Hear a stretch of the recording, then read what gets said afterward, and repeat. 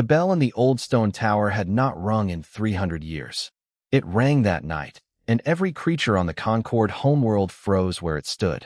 Deep beneath the temple grounds, a chamber of black metal and glowing runes had gone dark.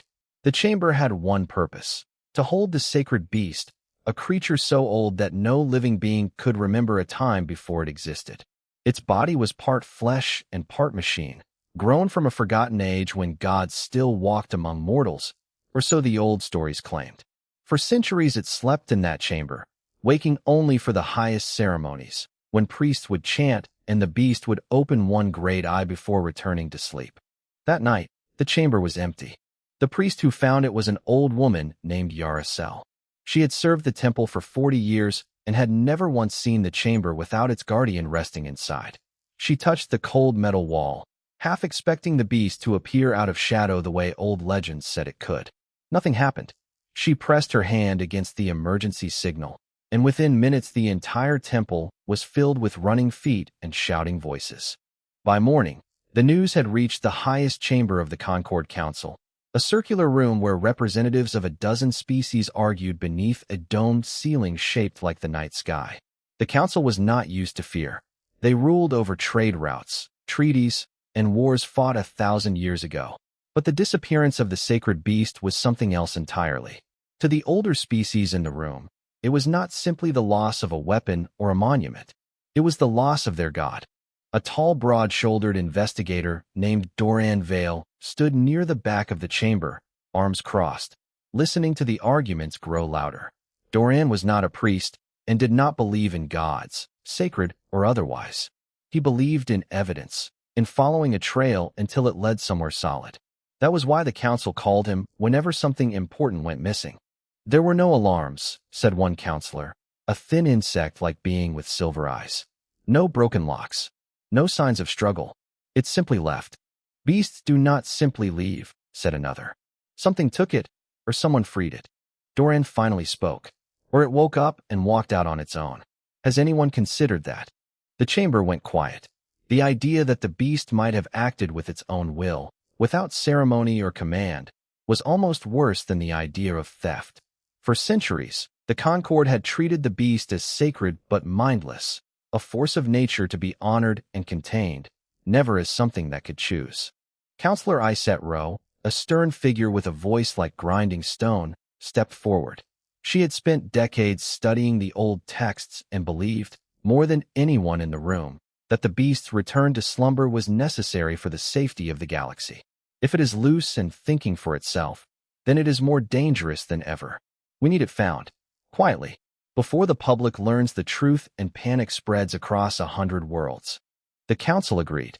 Doran was given access to the temple's old sensor logs, faint traces of energy that the beast's body gave off wherever it moved. It was not much. A whisper of heat here, a strange ripple in the local star charts there. But it was enough to start. For the next several days, Doran studied maps and readings until his eyes ached. The trail was strange from the very beginning. Whatever this beast was, it had not simply blundered its way to freedom. It had avoided every major sensor grid, every trade lane monitored by Concord ships, moving in patterns too precise to be accidental. That told him something important. Whatever slept in that chamber for 300 years, it had woken up smarter than anyone expected. The signal grew stronger near the outer rim of Concord territory, in a region of space still considered frontier, where new species were only beginning to settle. Most of the worlds out there belonged to humans, a species that had joined the Concord less than a generation ago after a rough and suspicious first contact. Many of the older species still did not trust them. They were loud, stubborn, and refused to follow tradition simply because it was tradition. But their worlds were growing fast, and their colonies stretched further into unclaimed space every year. Doran boarded a small scout ship alone. Counselor Rowe had wanted to send a full retrieval team, armed and ready for anything, but Doran argued that a quiet approach was better. If the beast truly had a will of its own, then frightening it with warships was the fastest way to lose it forever, or worse, provoke it. As his ship dropped out of hyperspace above a small blue-green world with only a handful of registered colonies, Doran felt something he had not expected. Not fear, not excitement, but curiosity. Whatever waited down there, it was not going to be the mindless monster of old temple paintings. He was certain of that now. He set a course for the nearest settlement, a modest farming community listed in old Concord records simply as Millhaven. According to every official document, it was an unremarkable human colony of a few hundred people, known for grain crops and quiet living. Nothing about it suggested it could hide the most sacred and mysterious creature in Concord history. But as Doran's ship descended through the atmosphere, he noticed something odd on his scanners. The weather patterns around the colony were unusually stable, almost too stable, as if something was quietly keeping the storms away. He filed the thought away and continued his descent, unaware that he was about to uncover a secret that would change the way an entire galaxy understood the word sacred. Millhaven smelled like fresh bread and wet soil. Doran noticed that first, before anything else, as he stepped off his ship and onto the dirt road leading into town. It was not what he expected from a species the older Concord members called reckless and dangerous. It looked, more than anything, peaceful. He had dressed the part of a trade inspector, a common enough visitor to frontier colonies checking grain shipments and land records. Nobody questioned him as he walked past wooden fences and fields of tall golden crops swaying gently in the wind. Children ran along the road, chasing a ball made of old cloth. An older man fixing a fence waved at him without a second thought. It did not take long for Doran to notice the strange things. The fences, for one. Many of them looked freshly repaired, the wood too clean and evenly cut to have been done by simple farm tools. He asked the shopkeeper about it, and she shrugged and said the fences fixed themselves sometimes, as if the wind put them back together overnight. She said it with a small laugh, the kind people use when they don't quite believe their own explanation but have stopped questioning it. Then there was the matter of the animals. Millhaven kept large herds of grazing cattle in open fields near a nearby forest, land that should have attracted predators from the surrounding hills. According to old colony records, wolves and large cats used to be a serious problem in the early years of settlement. But according to everyone Doran spoke with, the predator attacks had stopped almost entirely over the last several years. Nobody seemed alarmed by this. If anything, they seemed grateful. Something watches over this place, an old farmer told him over a cup of strong tea. Been that way since. Well, since the crash, I suppose. Doran's ears perked up at that word. Crash. What crash? The farmer's face grew serious, the easy humor draining from his weathered features. Bad business, that. Years back now.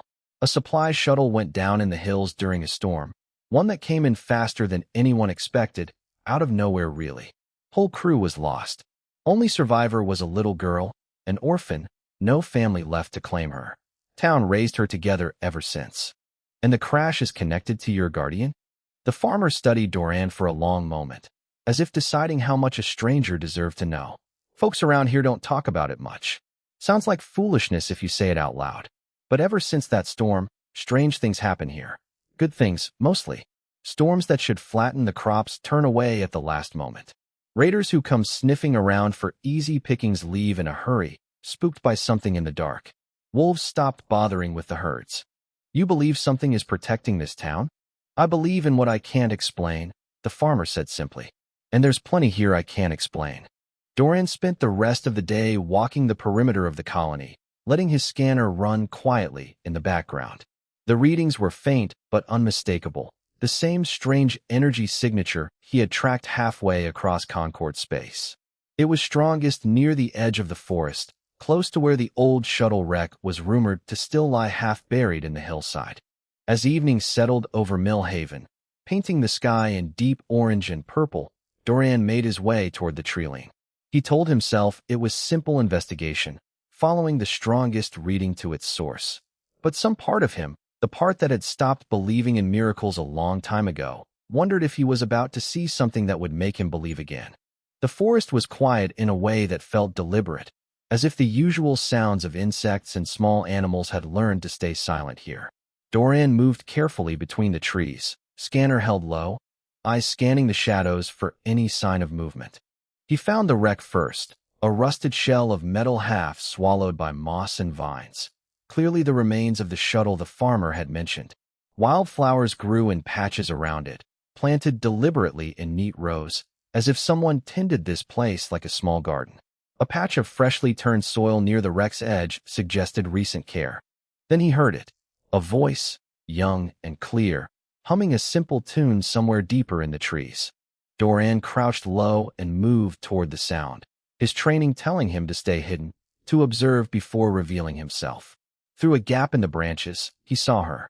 A girl, perhaps 16 years old, sat on a large flat stone near a small clearing, weaving flowers into a long braid of grass. Her clothes were simple, patched in places, clearly homemade. She hummed to herself as she worked, completely unaware of being watched. At first he thought it was a rock formation, or perhaps a strange tree twisted by time. But then it moved, slowly, and he realized he was looking at something enormous, its surface a mixture of dark-scaled hide and faint glowing lines that pulsed like a heartbeat. It was easily 3 times the height of the girl, with long clawed limbs folded carefully at its sides, and eyes that held a depth and awareness no simple animal should possess. It was watching the girl the way a parent watches a sleeping child. Patient, protective, utterly devoted. Doran's breath caught in his throat.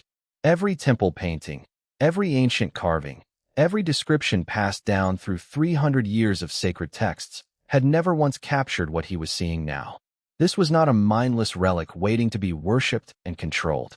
This was something that had chosen, on its own, to love and protect a single human child, and had built an entire quiet miracle around her without asking permission from anyone. A twig snapped beneath Doran's boot, and the world seemed to stop. The girl's humming cut off instantly. The great creature behind her turned its head with terrifying speed, and 2 glowing eyes locked onto Doran's hiding place among the trees. He froze, every instinct screaming at him to run, but something in that gaze held him still. It was not the look of a predator sizing up prey. It was closer to suspicion, the way a guard dog studies a stranger walking too close to its family's door. "Who's there?" the girl called out, standing quickly and stepping half behind the massive form beside her, though not entirely out of fear. It looked almost practiced, a routine they had performed many times before. Doran raised his hands slowly and stepped out from the trees. "My name is Doran Vale. I mean no harm. I was passing through and heard singing." The girl studied him with sharp, careful eyes far older than her years suggested. Nobody passes through these woods. Not without a reason.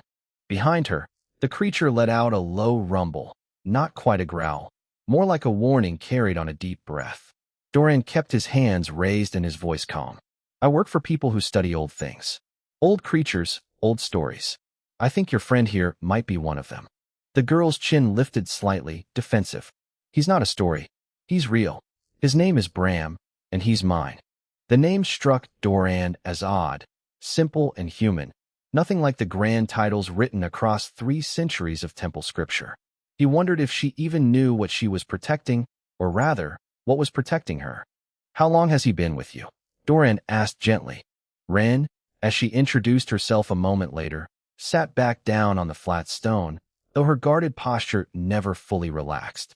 She explained her story the way someone explains a memory they've told themselves so many times it no longer hurts to speak aloud. The shuttle crash, the storm that came from nowhere, waking up trapped beneath twisted metal, certain she was going to die alone in the dark forest, with no one left alive to hear her cries for help. "And then he came," she said, glancing back at the great creature with open affection. "Broke the wreckage apart like it was paper. Carried me out. I don't remember much after that. Just him. Staying. Every night since, watching over me. Watching over the whole town. Really, though most folks don't know it's him keeping the wolves and storms away." Doran looked at the creature, this Bram, and saw the great head tilt slightly at the sound of its name, eyes never leaving him. There was intelligence there, undeniable and startling. This was not instinct. This was choice, repeated every single day for years. "Do you know what he is?" Doran asked carefully. Ren shrugged. "Something old. Something powerful. I used to think maybe he was some kind of animal from deep space, lost or something. He doesn't talk, not with words, but he understands me. Always has." Doran hesitated, unsure how much truth this girl deserved to hear all at once. The Concord's oldest and most sacred relic, worshipped by a dozen species across 1,000 years of history, had broken free of centuries of stasis, not out of malfunction or rebellion, but because somewhere in its ancient mind, it had heard a child crying beneath broken metal and had chosen to save her life. "He's called the Sacred Beast," Doran finally said. "The people who built the temple where he slept believe he's practically a god. They've kept him locked away and sedated for generations, believing he was too dangerous or too important to ever wake fully." Ren's expression shifted from surprise to something sharper, something protective. "He's not dangerous. He's never hurt anyone. He fixes fences. He scares off raiders. He kept a grain blight from spreading through the whole valley last spring. He's not some weapon locked in a temple. He's family." The creature shifted closer to her as she spoke, as if agreeing with every word, one massive clawed hand settling gently, almost impossibly gently, on the stone beside her. Doran spent the rest of that evening sitting with them both, listening to Ren describe years of quiet miracles that the town had simply accepted as luck or old folklore. He watched Bram interact with her, responding to her tone and movements with clear understanding, communicating through gesture and presence rather than words. It was nothing like the ancient text described. It was closer to watching an old friend, patient and devoted, silently caring for someone he loved. He thought of Counselor Rowe's stern voice back in the council chamber, insisting the beast be found and quietly returned before public panic spread across 100 worlds. He thought about what quietly returned truly meant for a creature that had chosen, for the first time in 3 centuries, to live rather than simply exist. Doran did not sleep well that night.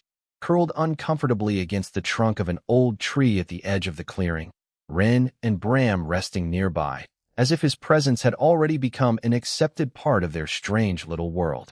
He kept turning the same question over in his mind, one that had never mattered to him before in all his years of quiet investigation. What happens when the thing you were sent to find turns out to have more heart than the people who sent you? He did not have an answer yet, but he suspected, deep down, that whatever choice he made next would decide far more than the fate of one ancient creature and one orphan girl. The sky over Millhaven turned the wrong color just after dawn. It started as a strange shimmer along the horizon, easy to mistake for an early heat haze. Within minutes, it resolved into something far less peaceful. The hulls of Concord warships breaking through the clouds, engines glowing as they descended toward the small farming town below. Doran heard the first panicked shouts from the village center before he even reached the edge of the forest, Ren running just ahead of him with Bram moving low and fast through the trees at her side. Counselor Rowe had not waited for Doran's report. She had sent her own scouts to shadow his ship from a distance, and the moment her people confirmed the beast's location, she authorized a full retrieval fleet without hesitation. Doran cursed under his breath as he watched the ship settle into a wide ring around the colony, their landing ramps already lowering, armored figures marching out in disciplined rows. The people of Millhaven had never seen anything like it.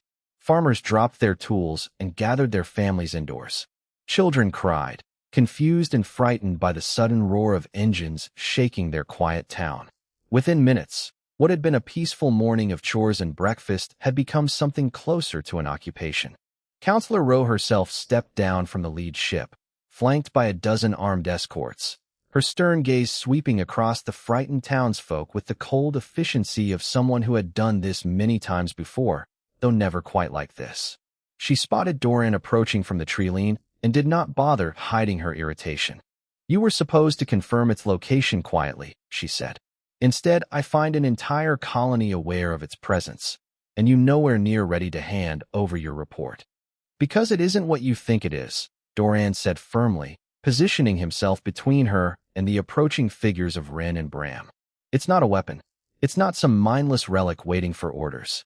It saved a child's life and has spent years protecting an entire town without asking for anything in return." Rowe's expression did not soften. "Sentiment does not change 300 years of doctrine, investigator.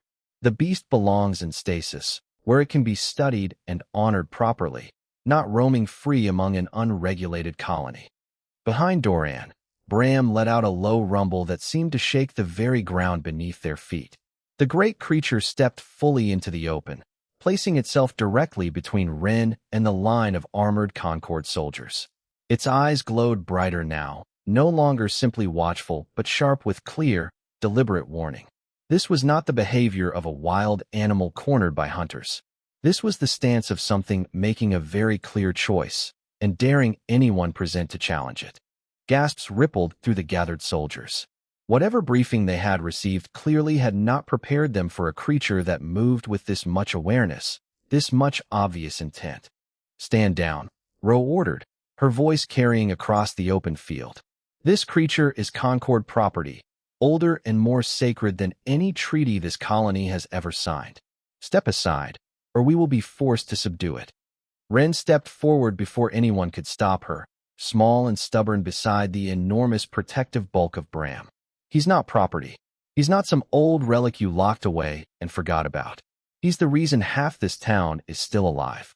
"This is not a matter for a child to decide," Rose snapped. "Maybe not," came a new voice from the crowd gathering at the edge of the field. It was the same old farmer Doran had spoken with the day before, standing tall despite his advancing years, flanked by several other townsfolk who had gathered courage from each other's presence. "But it's a matter for the people who live here. That creature has fed our herds, guarded our children, and turned away storms that should have wiped this whole valley off the map. You want to take him, you'll have to go through all of us first." Ro's escorts exchanged uncertain glances, weapons still raised but hesitant, clearly unprepared for a standoff against unarmed civilians rather than the wild creature they had been briefed to expect. Doran watched Ro's jaw tighten, calculating the situation with the same cold precision she applied to everything. "You would risk armed conflict over one creature and one child?" Ro asked the gathered crowd, disbelief coloring her stern voice for the first time. "We'd risk a lot more than that," the old farmer answered simply. "For family." Doran felt something shift inside himself as he watched the standoff unfold, a quiet but undeniable realization settling into place. He had spent his entire career following evidence wherever it led, trusting the council's judgment above his own instincts. But standing here now, watching an ancient sacred relic choose to shield a human child with its own body, watching an entire town risk everything to protect that same bond, he understood that the doctrine he had always trusted was built on an assumption that had simply never been tested until now. The beast was never given a real choice before. Nobody had ever bothered asking what it might choose, given the chance. "Counselor," Doran said quietly, stepping closer to Ro. "Before this goes any further, I think you need to hear the rest of what I found out here. All of it." Ro turned to him, eyes narrowed, clearly weighing her next order carefully. Behind her, Bram remained perfectly still, an ancient and powerful god willing to stand its ground for the sake of one small, ordinary human girl, and the town brave enough to stand beside them both. Word travels fast when a town is threatened, faster than anyone in the Concord fleet expected. By midday, small ships began arriving from neighboring human settlements, some no larger than simple cargo haulers repurposed as makeshift transports. Farmers, traders, and militia volunteers poured out of them, drawn by hurried messages sent the moment Millhaven's communication tower had crackled to life with news of armed ships landing near the colony. None of them carried heavy weapons or military training. Most carried tools, farming equipment, or simple hunting rifles meant for keeping predators away from livestock, not fighting trained soldiers. But they came anyway. Counselor Ro watched the growing crowd with a mixture of disbelief and something close to grudging respect.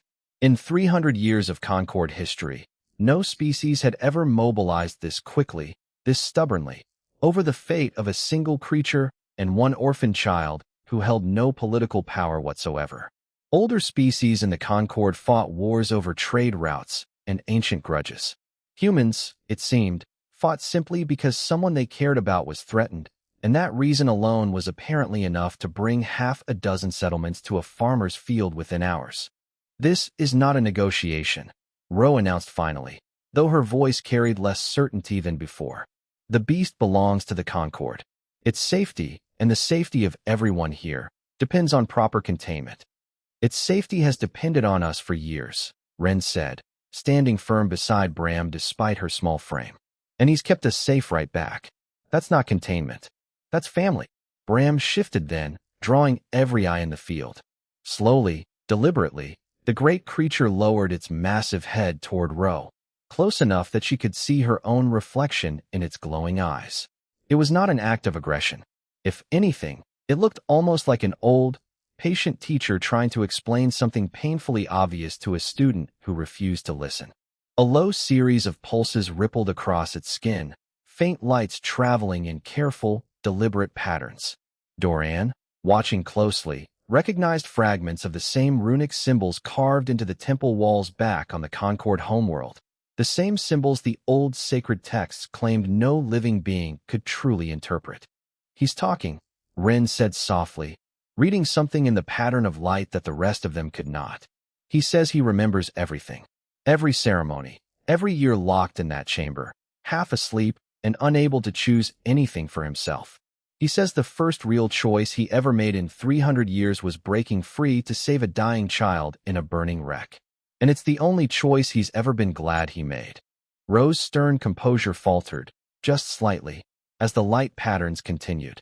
"He also says," Ren continued, listening carefully, "that your temple locked him away not because he was dangerous, but because he was never given the chance to be anything except a symbol.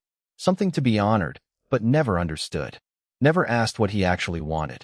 The soldiers behind Ro lowered their weapons slightly, uncertain, watching their commander for guidance she did not seem ready to give. Dorian stepped forward, choosing his next words carefully, aware that whatever he said now might decide the fate of everyone standing in that field. "Counselor, I've spent my whole career following Concord doctrine without question," he said. "But doctrine was written by people who never once considered that the beast might have a mind of its own, let alone a heart. We built an entire religion around something we never actually understood. And now that it's finally shown us who it really is, our answer is to drag it back into a locked room and sedate it again." Rose's jaw tightened, old certainty warring visibly with the evidence standing directly in front of her. "The Council will not simply accept a report claiming a 300-year-old relic suddenly possesses free will and personal attachments. This will require proof. Extensive study. Then study it here," the old farmer called out from the crowd, echoed by murmurs of agreement from the gathered settlers. "Let him stay where he chose to be. Send your scholars, your priests, whoever needs proof. But you'll not drag him off in chains while a whole town watches, not after everything he's done for us." Finally, Counselor Rowe lowered her hand, signaling her escorts to stand down. It was not surrender, not entirely, but it was the first crack in 300 years of unquestioned doctrine, and everyone present could feel the weight of that shift settling over the field like the calm after a long and violent storm. "I will bring this before the full council," Rowe said finally, her voice quieter now, stripped of its earlier certainty. "Every word of it. The bond, the choice, all of it. But understand this is not the end of the matter. The Council does not change 3 centuries of belief overnight, no matter how compelling the evidence standing before us." "That's fine," Ren said, resting a small hand against Bram's massive foreleg, the creature leaning ever so slightly into her touch. "Because he's not going anywhere. Not without me." Dorian watched the standoff slowly dissolve into something less certain, but far less dangerous. Soldiers retreating back toward their ships under Rose's quiet orders. Farmers and settlers slowly returning to their homes and fields. The immediate threat of violence fading into the long, uncertain work of convincing an ancient and stubborn council that everything they believed about their sacred relic had been wrong from the very beginning. It would not be an easy fight, but for the first time in 300 years, the sacred beast had a voice in its own future, and a girl willing to stand beside him no matter what came next. 3 months passed before the council reached its decision, and every single day of waiting felt heavier than the last for the people of Millhaven. Counselor Rowe kept her word. She brought Dorian's full report before the Concord Council, along with recordings of the light patterns Bram had used to communicate, testimony from the townsfolk, and her own account of standing face-to-face with a creature that had clearly chosen its own path after 3 centuries of enforced silence. The debate that followed was fierce, splitting the ancient chamber into factions that had not disagreed so openly in generations. The oldest members of the council argued that changing doctrine now would unravel centuries of tradition, weakening the very foundation their society had been built upon. Others, quieter but growing louder as the weeks passed, argued that clinging to outdated belief in the face of undeniable truth was its own kind of foolishness, one that risked far more than any change ever could. Doran spoke before the full council himself, something he had never done in all his years of quiet investigative work. He described Millhaven not as a strange frontier colony harboring a stolen relic, but as proof that even the oldest, most sacred beings in the galaxy deserve the simple dignity of choice.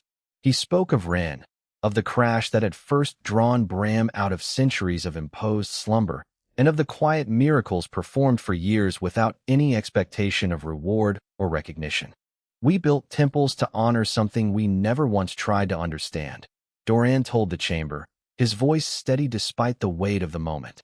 We called it sacred, and then we locked it away, as if reverence and freedom could never exist together. Millhaven proved otherwise. That creature chose to save a life, and has spent every day since protecting the people who welcomed him without conditions. If that is not worthy of respect, then I do not know what our doctrine has ever truly stood for.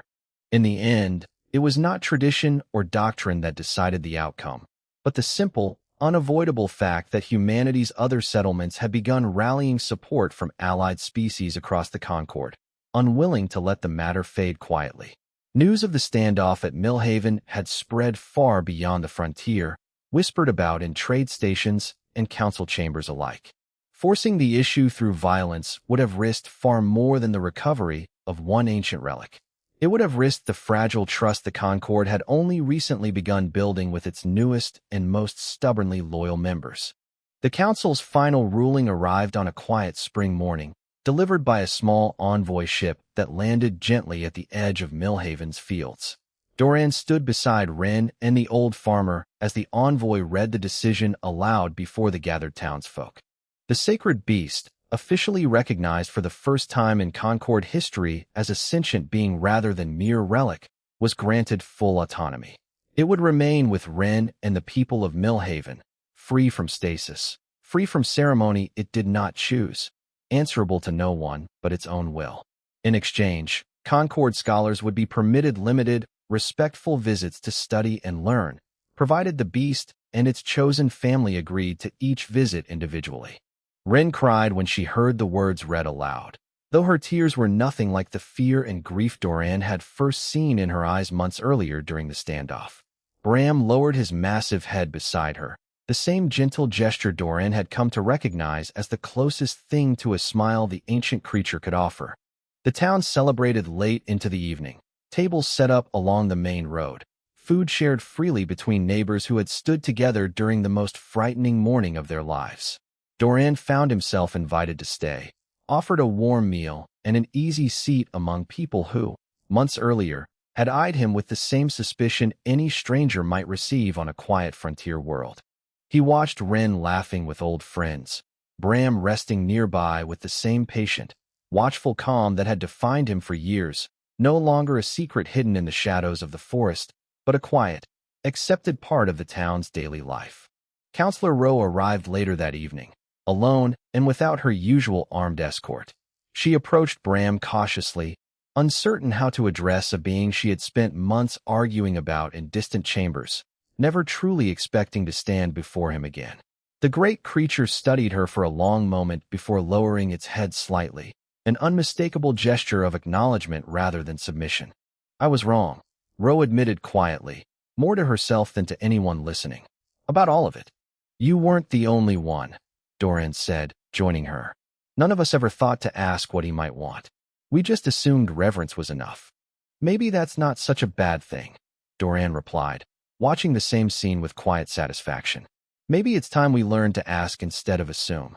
As the sun set over Millhaven, painting the sky in warm orange light, word had already begun spreading across a dozen worlds, carried by traders and travelers eager to share the story of a stubborn human colony that had stood against an entire fleet to protect a child and the ancient guardian who loved her. It became, in time, one of the defining moments in the growing history between humanity and the wider galaxy, proof that loyalty, once earned, could reach further than any doctrine or tradition ever written. And in the quiet fields of Millhaven, none of that mattered nearly as much as the simple, ordinary joy of a girl and her guardian, finally free to watch the sunset together, exactly as they chose.